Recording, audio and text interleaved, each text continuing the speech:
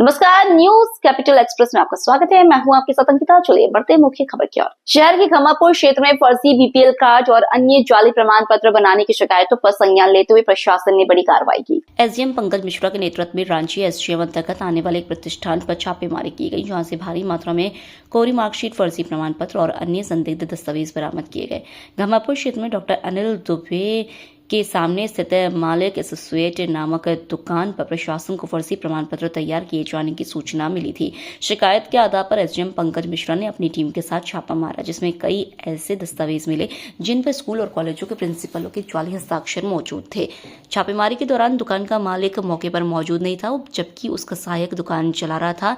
मौके पर मिली हुई प्रामाणिकता के आधार पर प्रशासन ने तत्काल दुकान को सील कर दिया। अधिकारियों के अनुसार अब दुकान मालिक की उपस्थिति में आगे की जांच की जाएगी और आवश्यक कानूनी कार्रवाई अमल में लाई जाएगी। प्रारंभिक जांच में यह भी सामने आया है कि दुकान से न केवल फर्जी बीपीएल कार्ड बल्कि अन्य शैक्षणिक प्रमाण पत्र, जाति प्रमाण पत्र और निवास प्रमाण पत्र भी बनाए जा रहे थे। यह आशंका जताई जा रही है कि इस गौरख धंधे में कुछ प्रभावशाली लोग भी शामिल हो सकते हैं। प्रशासन अब इस मामले में गहराई से जांच कर रहा है और जल्द ही इस पूरे गिरोह का खुलासा हो सकता है। एसडीएम पंकज मिश्रा ने आम नागरिकों से अपील की है कि वे किसी भी प्रकार के फर्जी दस्तावेज बनाने के झांसे में न आए। उन्होंने कहा कि प्रशासन किसी भी अवैध गतिविधि को बर्दाश्त नहीं करेगा और दोषियों के खिलाफ कड़ी कार्रवाई की जाएगी। सर, एक कार्रवाई की गई है दुकान पर, किस प्रकार कहाँ हुई कि मतलब मोहल्ला से बता दें। ये घमापुर चौराहे के पास डॉक्टर अनिल दुबे के सामने मलिक एसोसिएट है। ये रांझी क्षेत्र में आता है और रांझी एसडीएम के साथ जॉइंट रूप से कार्रवाई की गई है। इसमें ये शिकायत मिली थी कि यहाँ पे जाति बीपीएल के जो कार्ड हैं या प्रमाण पत्र हैं वो बनाए जाते हैं, जिसमें कि बिना वैधानिक तरीके से। और इसकी जांच में हमें ऐसे दस्तावेज मिले हैं जिसमें कि कोरे हैं, किंतु उसमें प्रिंसिपल के प्राचार्य के साइन हैं और कुछ ऐसे दाखिला खारिज मिले हुए हैं जिसमें प्रारूप है, किंतु उसके नीचे प्रिंसिपल और प्राचार्य के साइन है। अंक सूची मिली हुई है प्रारूप और उसमें साइन वगैरह बने हुए हैं। इससे ऐसा प्रतीत होता है कि वो उसमें कोई भी आवेदक आता था उसमें भर दिया जाता है और उसे जारी कर दी जाती है। तो ऐसे प्रकार के दस्तावेज मिले हैं। ये सब संदिग्ध है, इनकी विस्तृत जांच की जाएगी। और अभी दुकान संचालक बाहर गए हुए हैं और इनके असिस्टेंट हैं, तो इनकी उपस्थिति में दुकान अभी सील कर रहे हैं और जैसे ही वो संचालक आते हैं उनके समक्ष खोला जाएगा और एक एक दस्तावेज का हिसाब लिया जाएगा। जी सर, एक कार्रवाई की गई है आज किस प्रकार? ऐसी ही जानकारी मिली थी कि जुबेर एसोसिएट्स में फर्जी रूप से प्रमाण पत्र बनाए जाते हैं। इसी संदर्भ में एसडीएम साहब आधार ताल के साथ ज्वाइंट रूप से हमने इंस्पेक्शन किया। कुछ ऐसे दस्तावेज मिले हैं जो इनको नहीं रखना चाहिए। स्कूलों के दाखिला खारिज जो कि भरे हुए नहीं हैं, प्रिंसिपलों की साइन हैं। तो प्रथम दृष्टि ऐसा लगा कि संदिग्ध चीज़ें हैं। हमने दुकान सील करने की कार्रवाई कर रहे हैं और जो संचालक है अभी बाहर गया हुआ है, जैसे ही वो आता है हम जब्ती की कार्रवाई करेंगे। क्या कार होते थे यहाँ पे? ये आय, निवास, जाति, राशन कार्ड इत्यादि इनके द्वारा बनाया जाना पाया गया है। अब वो उनकी वैधता की जांच हम लोग करेंगे। रघुवीर सिंह मरावी, एसडीएम रांची। जबलपुर के नेताजी सुभाष चंद्र बोस मेडिकल अस्पताल में व्यवस्थाओं की बदहाली का आलम यह है कि अब मृतकों को भी अंतिम संस्कार से पहले लंबा इंतजार करना पड़ रहा है। जबलपुर के नेताजी सुभाष चंद्र बोस मेडिकल अस्पताल में व्यवस्थाओं की बदहाली का आलम यह है कि अब मृतकों को भी अंतिम संस्कार से पहले लंबा इंतजार करना पड़ रहा है। पोस्टमार्टम के लिए अस्पताल की मरचुरी में 13 शव कतार में पड़े हैं, लेकिन कर्मचारियों की कमी के कारण समय पर उनकी जाँच नहीं हो पा रही है। संभाग के सबसे बड़े मेडिकल अस्पताल में एक दिन में केवल 6 शवों का पोस्टमार्टम करने की क्षमता है, जबकि मांग कहीं ज्यादा है। नतीजा यह है कि बाकी शवों को अगले दिन तक इंतजार करना पड़ता है। परिजनों का आरोप है कि वे 2 दिनों से शव का पोस्टमार्टम कराने के लिए परेशान हो रहे हैं, लेकिन प्रक्रिया पूरी नहीं हो रही है। मृतक के परिजन धन सिंह लोधी ने अपनी व्यथा व्यक्त करते हुए कहा, हम सुबह से ये शव लेकर आए हैं, लेकिन अब तक कोई सुनवाई नहीं हुई। हमें कल भी इंतजार करना पड़ा था, लेकिन इतनी लापरवाही क्यों? वर्तमान में मेडिकल अस्पताल की मरचुरी में केवल 6 डॉक्टर और 2 वर्कर पदस्थ हैं, जो बढ़ती जरूरतों को पूरा करने में असमर्थ हैं। इस समस्या को देखते हुए फोरेंसिक विभाग के विभागाध्यक्ष डॉक्टर विवेक श्रीवास्तव ने उच्च अधिकारियों को पत्र लिखकर कर्मचारियों की संख्या बढ़ाने की मांग की। उन्होंने कहा, हम लगातार अधिक स्टाफ की मांग कर रहे हैं। सीमित संसाधनों के साथ काम करना मुश्किल हो रहा है, जिससे शवों के पोस्टमार्टम में देरी हो रही है। पोस्टमार्टम में देरी से मृतकों के परिजन परेशान हैं। वे अपने प्रियजनों के अंतिम संस्कार की प्रक्रिया को पूरा करने के लिए अस्पताल में लंबा इंतजार करने को मजबूर हैं। इस दौरान उन्हें प्रशासन की उदासीनता का भी सामना करना पड़ रहा है। इस समस्या का समाधान निकालने के लिए अस्पताल प्रशासन को जल्द से जल्द कदम उठाने होंगे। यदि कर्मचारियों की संख्या नहीं बढ़ाई गई तो आने वाले दिनों में हालात और भी बदतर हो सकते हैं। शवों को समय पर पोस्टमार्टम नहीं मिलने से न केवल परिजनों की पीड़ा बढ़ती है बल्कि न्यायिक मामलों में भी देरी हो सकती है। अब देखना होगा कि प्रशासन इस गंभीर समस्या का समाधान कब तक करता है या फिर परिजन ऐसे ही सरकारी तंत्र की लापरवाही का शिकार बनते रहेंगे। भाई तो परेशान है, कब से खड़े हैं यहाँ पे, क्या हुआ? यहाँ पे सर वही लगभग परसों की बात है, रात में 4 बजे डेथ हो गई थी भाई की। क्या हुआ? आग लग गई थी। तो क्यों रुके यहाँ पे, क्या कारण? यहाँ पे पीएम होना था, बोले डॉक्टर साहब कि पीएम होगा, पीएम के बाद ही आपको सुपुर्द किया जाएगा। तो यहाँ पीएम के लिए सर 12 बजे से खड़े हैं हम लोग, और हम लोग यहाँ लोकल के हों तो चलो ठीक है, लेट भी चल जाएगा। अब हम लोग 150 किलोमीटर जाना है यहाँ से, हमें दमोह जिला जाना है, दमोह जिले के और आगे जाना है, 150 किलोमीटर है यहाँ से, तो कम से कम 4 घंटा हमें जाने में। जा रहा है आप लोगों को यहाँ पे आश्वासन यही दिया जा रहा है कि काम चल रहा है, काम चल रहा है। एक तो इन स्टाफ नहीं है इनके यहाँ, भाई स्टाफ नहीं है तो इतनी बॉडी नहीं बुलवाना चाहिए। कितनी बॉडी है? कम से कम 13 बॉडी थी। आपका नाम? हमारा नाम धन सिंह लोही है, कहाँ से आए? दमोह जिला सिमरी राजाराम। सर पोस्टमार्टम रोके गए हैं, क्या कारण है? स्टाफ की कमी है, कहाँ कहाँ आप लोगों ने बताया था, और क्यों आप लोगों को स्टाफ नहीं मिला? पोस्टमार्टम रोके नहीं गए, पोस्टमार्टम स्लो स्पीड से हो रहे हैं क्योंकि लगभग 11 से 12 पोस्टमार्टम आज होने हैं। वर्कर हमारे पास 2 ही हैं पोस्टमार्टम करने वाले, डॉक्टर्स लगभग 5 या 6 हैं, मॉर्चरी टेबल हमारे पास 4 है। तो अगर हमारे पास 8 वर्कर हों तो हम एक साथ 4 पोस्टमार्टम कर सकते हैं, तो 2-3 घंटे के अंदर हमारे 12 पोस्टमार्टम हो जाएंगे। लेकिन चूंकि वर्कर हमारे पास 2 ही हैं तो लगभग 6 पोस्टमार्टम से ज़्यादा हम लोग एक दिन में नहीं कर सकते 2 वर्कर के साथ। तो अधिष्ठाता महोदय से कल चर्चा हुई थी, उन्होंने हाइट्स को फ़ोन करके कहा भी था कि इनको एटलीस्ट 2 वर्कर दे दिया जाए, लेकिन हाइट्स वालों का कहना है कि जब तक उनके पास वर्क ऑर्डर नहीं आता तब तक वो वर्कर नहीं दे सकते। सर ये कंपनी है, ये प्राइवेट ठेके के द्वारा चलाई जाती है? हाँ, प्राइवेट ठेके के द्वारा। लेकिन इनको कौन सा आदेश की ज़रूरत है जो ये वर्कर देंगे आपको? अब ये तो अधिष्ठाता महोदय ही बता पाएंगे। अधिष्ठाता महोदय से ही इनका पेमेंट होता है, इनका ठेका वहीं से होता है। सर रोज की तरह अगर पीएम की बात की जाए, कितने पीएम लगातार होते हैं और किस तरह से स्टाफ आपको चाहिए रहता है? हाँ, लगभग इस समय 10 से 12 पीएम एवरेज हो रहे हैं। ठंड में थोड़े से कम हो जाते हैं, लेकिन इस समय 10 से 12 पीएम हो रहे हैं। तो कम से कम मतलब 8 स्टाफ मिल जाए तो हम फुल कैपेसिटी में काम कर सकते हैं। और इसको लेके आपने वरिष्ठ अधिकारी अधिष्ठाता महोदय को बताया है, उन्होंने बात भी की थी कल, लेकिन अब वो वर्क ऑर्डर के चक्कर में प्रॉब्लम हो गई। वर्क ऑर्डर अगर जब तक नहीं होता तब तक हमको 2-3 वर्कर भी दे दें तो हम 10-12 पोस्टमार्टम एक दिन में कर सकते हैं। अगर सर ये वर्कर नहीं मिलते तो आगे क्या कदम उठाएंगे?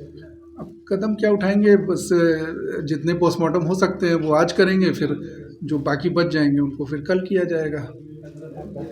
डॉक्टर विवेक श्रीवास्तव, विभागाध्यक्ष फॉरेंसिक मेडिसिन विभाग, मेडिकल कॉलेज जबलपुर। देश में बढ़ती बेरोजगारी और युवाओं में फैलती नशे की लत को लेकर इंडियन यूथ कांग्रेस ने राष्ट्रपति को संबोधित एक ज्ञापन कलेक्टर के माध्यम से सौंपा। युवक कांग्रेस के नगर अध्यक्ष एडवोकेट विजय रजक के नेतृत्व में ज्ञापन सौंपा गया, जिसमें सरकार से रोजगार अवसर बढ़ाने और नशाखोरी पर सख्त नियंत्रण लगाने की मांग की है। ज्ञापन में कहा गया है कि भारत के हर राज्य, जिले, गांव, शहर में बेरोजगारी तेजी से बढ़ रही है। रोजगार के अभाव में युवा नशे की गिरफ्त में आ रहे हैं, जिससे समाज और देश का भविष्य खतरे में पड़ सकता है। युवक कांग्रेस ने चिंता व्यक्त करते हुए कहा कि केंद्र सरकार रोजगार नीति को लेकर स्पष्ट रुख नहीं अपना रही है, जिससे युवाओं का भविष्य असुरक्षित हो रहा है। युवा कांग्रेस ने महामहिम राष्ट्रपति से अपील की है कि वे केंद्र सरकार को निर्देश दे कि रोजगार सृजन की ठोस योजना बनाई जाए और नशे के बढ़ते प्रचलन को रोकने के लिए कठोर कदम उठाए जाए। संगठन ने चेतावनी दी है कि यदि सरकार ने इस दिशा में जल्द कार्रवाई नहीं की तो देश गंभीर सामाजिक और आर्थिक संकट का सामना कर सकता है। इस मौके पर युवा कांग्रेस के अध्यक्ष सचिन रजक और कई पदाधिकारी और कार्यकर्ता उपस्थित रहे। उन्होंने सरकार की नीतियों के प्रति नाराजगी जताई और युवाओं के भविष्य को सुरक्षित करने की मांग की।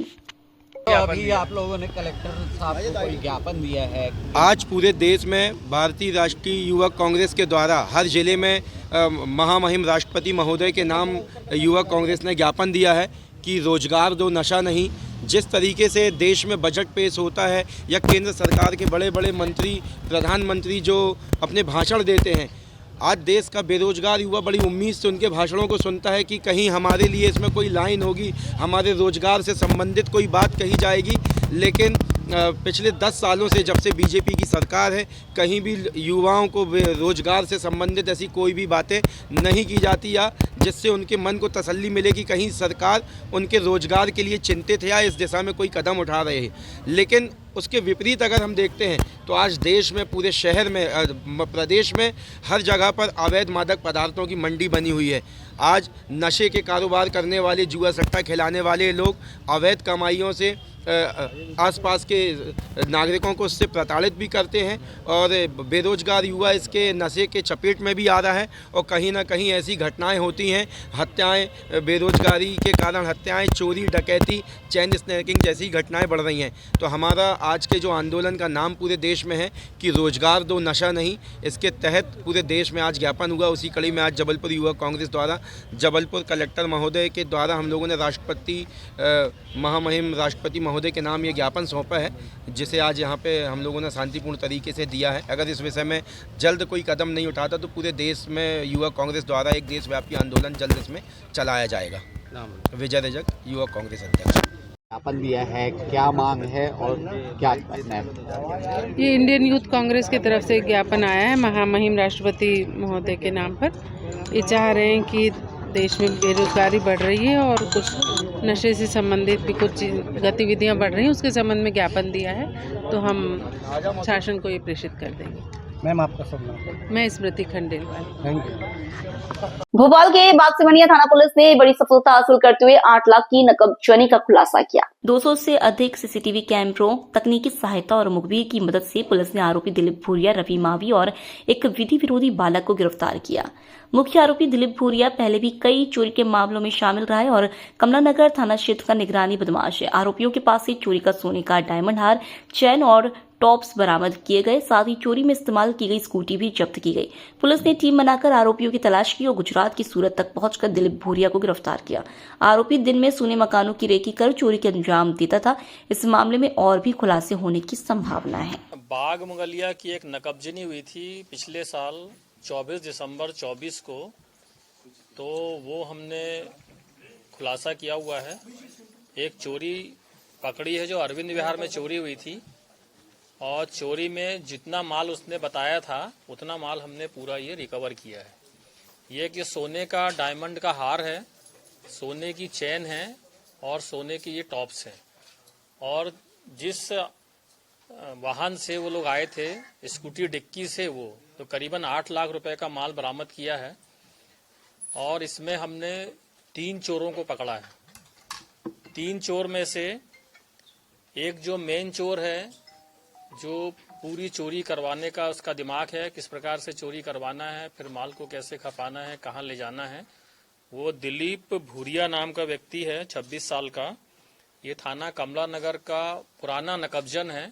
इसके खिलाफ पहले से ही 8 चोरी के मामले दर्ज हैं। और दूसरा एक थाना कोतवाली झाबुआ का है, रवि मावी, इसके खिलाफ भी चोरी के अपराध दर्ज हैं।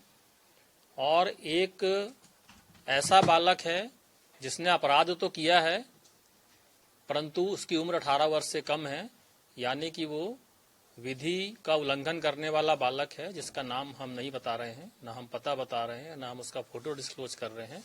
तो ये भी उसमें शामिल है। और ये घटना वैसे होती है कि जहां भी सूना मकान है, पहले रैकी करना और फिर उसमें छोटे बच्चों का उपयोग करना, अंदर ताला तोड़ करके, यानी छोटे बच्चों का उपयोग करके ये चोरी करवाई गई है। तो ये बहुत मेहनत से पकड़ा है थाना बागसिमनिया की टीम ने, और ये बहुत आसानी से पकड़ा नहीं गया है। चोर बड़ा भागता फिर रहा था और पुलिस इसका लगातार पीछा कर रही थी। तो माल भले ही आपको लगे कि 3 ही है, पर ये बहुत कठिनता से पकड़ा गया है। और इस प्रकार से ये है कि अगर ये पकड़ा गया है तो हमने और कई चोरियों को रोकने में भी अंकुश लगाया है, क्योंकि जब चोर जेल में रहेंगे तो चोरी नहीं होगी। जैसा बहुत सारे मामलों में रहता है कि जो इस प्रकार के नकबजन है वो कॉलोनी में घूमते रहते हैं और देखते हैं कहाँ पे अंधेरा है, कहाँ पे कोई उनका मकान मालिक नहीं है, कहाँ पर ताला लगा हुआ है, उसके सब जानने के तरीके सबके अलग अलग हैं कि कोई पेपर देख लेता है, कोई ताला देख लेता है, कोई नाली का पानी सूखा है ये देख लेता है, यानी वो श्योर हो जाता है कि इस मकान में अब कोई नहीं है, वो बाहर गया हुआ है। तो यहाँ भी जो फरियादी था वो फरियादी बाहर गया हुआ था, ताला लगा हुआ था, तो ताला तोड़ करके और फिर चोरी की गई है। बच्चे का इस्तेमाल करना आपने बताया, क्या कुछ ऐसे और भी मामले हैं इसके ऊपर तो बच्चों का इस्तेमाल किया, ये बच्चों को प्रेशराइज करके करता है या बच्चों को उनके घर से लाके करता है, कुछ कैसे? अब बच्चे किसी भी तरह से जुड़ गए उस अपराधी के साथ में, बड़े जो बालिग अपराधी है, ऐसी कई घटनाएं हैं जहां पे हम नाबालिग बच्चों का अपराध में उपयोग पा रहे हैं और ये और भी अपराध हैं इससे। दिन के समय चोरी करता है, रात के मुकाबले क्या दिन में आसानी रहती है? जो हमारा कटारा क्षेत्र है, बाग मुगलिया क्षेत्र है, इस तरफ जो है दिन में भी आसानी रहती है। आजकल राजधानी में कई ऐसी चोरियां आई है सामने अभी तक जो दिन में ही ज्यादा चोरी। हाँ, दिन में चोरी हो रही है। दिन में जो है वर्किंग पे चला गया, अगर मान लो घर में कोई नहीं है और अगल बगल वालों को कोई मतलब नहीं है तो बड़े आसानी से दिन में भी चोरी हो रही है। चोरी का लगातार आप बता रहे कि चोरी की है इन्होंने, पहले भी कई चोरी के मामले इस पर दर्ज है। हाँ। तो आखिर किस वजह से चोरी करता है? क्या कोई इनको शौक पूरे करने की वजह होती थी? कई मामलों में ऐसा देखा कि शौक पूरे करने के लिए होता है क्या, या इसके अलावा भी कुछ क्या कर्ज की बात है इसमें? क्या मोटिव रहा है इनका चोरी करने का? देना चाहोगे? तो एक बार लत लग गई है, चोरी से आसानी से पैसा मिल रहा है, मेहनत मजदूरी भी करते हैं, बेसिकली रहने वाले यहीं के हैं, जो कि बस्ती में रहते थे, मेहनत मजदूरी का काम भी है, लेकिन इसके साथ चोरी भी करते हैं। ऐसे कर्ज वर्ज वाली कोई कहानी नहीं है। कहाँ ठिकाने लगाते थे चोरी का सामान? यही सब अभी तक जो इन्होंने चोरी करी थी पिछली वाली, तो वो हबीबगंज में भी एक इन्होंने बड़ी चोरी करी थी जिसमें सभी गिरफ्तार हुए थे।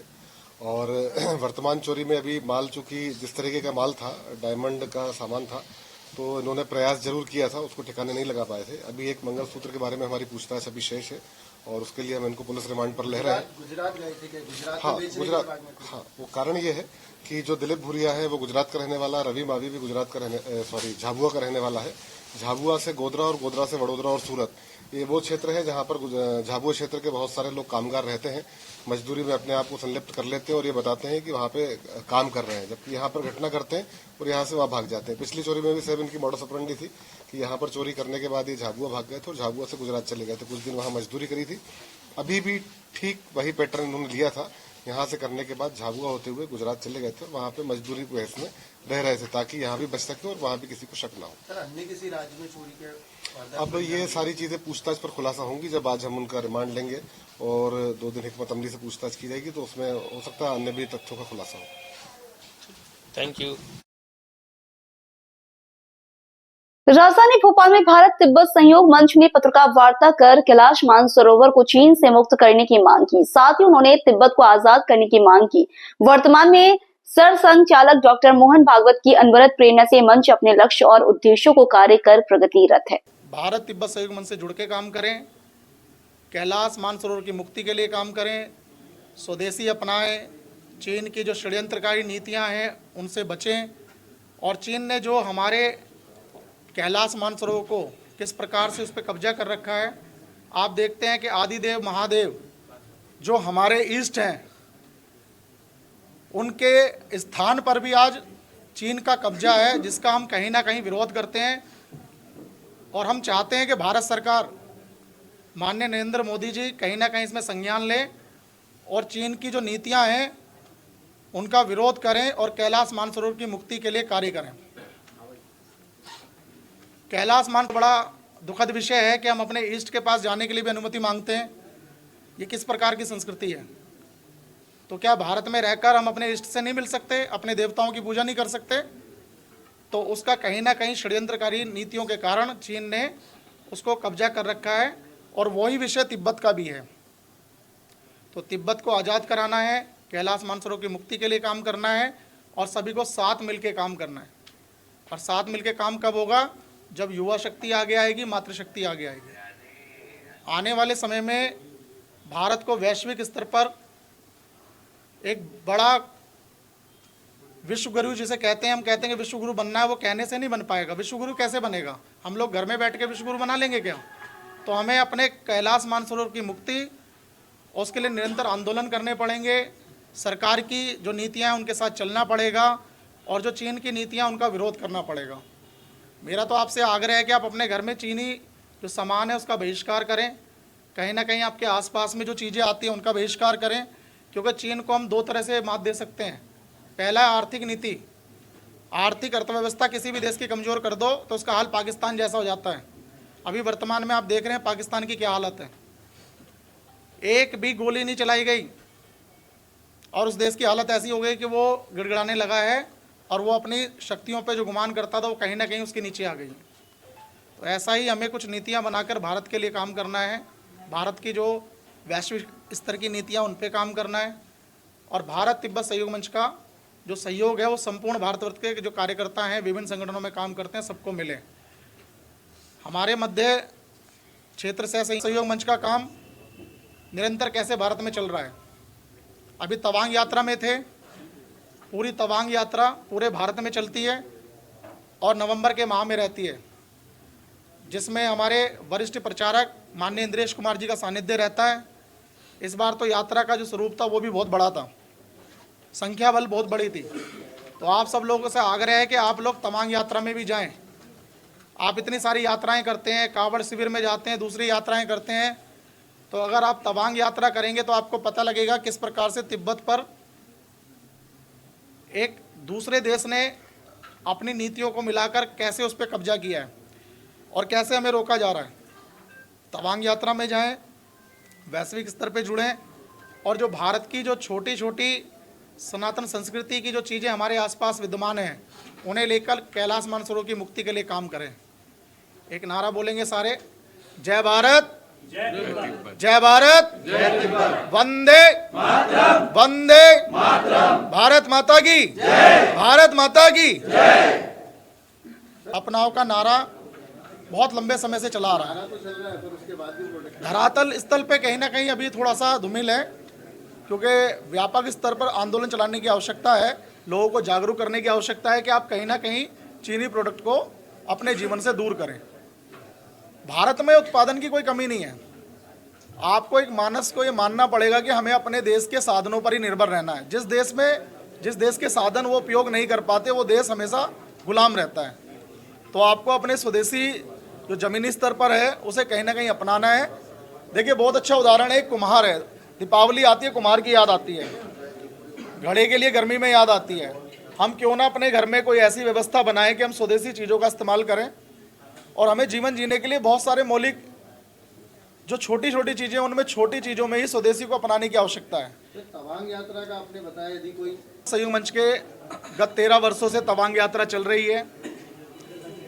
यात्रा का जो उद्देश्य है वो लोगों को जागरूक करना है, लोगों को जोड़ना है और तवांग की जो भूमि है वहाँ तक जाकर तिब्बत की स्थिति को दिखाना है कि किस प्रकार उनके साथ क्या व्यवहार किया जा रहा है। तो भारत के युवा जागरूक होंगे, साथ मिलकर काम करेंगे और तवांग जो भारत के वहाँ के लोग भी खड़े हैं वो भी कहीं ना कहीं तिब्बत को आज़ाद कराने के लिए और उनकी मुक्ति के लिए काम होगा।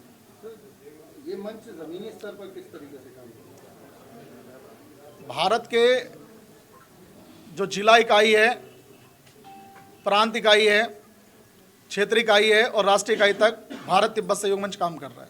सर, भारत सरकार को